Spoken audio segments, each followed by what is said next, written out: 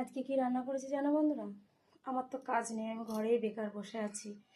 তো কি আর রান্না করব? পয়সা থাকলে তো মাছ মাংস খাবো, টাকাই নেই, কি দেখাবো বলো? তা আমি রান্না করেছি, দেখাচ্ছি আমি কি রান্না করেছি। ভাতটা হয়েছে আর কিচ্ছু না। আর এখন আমি রান্না করব কচু আলু সিদ্ধ করে রেখেছি সেটা।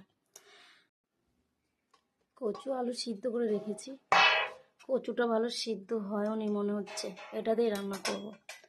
আজকে তো কচু আলু দিয়ে খাবার খাচ্ছি, কালকে হয়তো সেটাও জুটবে না। কি করব বলো, কাজই নেই আমার। ভগবান আমার থেকে মুখ ফিরিয়ে নিয়েছেন, ভগবান আমার থেকে মুখ ফিরিয়েই নিয়েছেন। কি করব বলো, জানি না কবে যে আমার কাজ হবে। নিজেকে বড্ড অসহায় মনে হচ্ছে।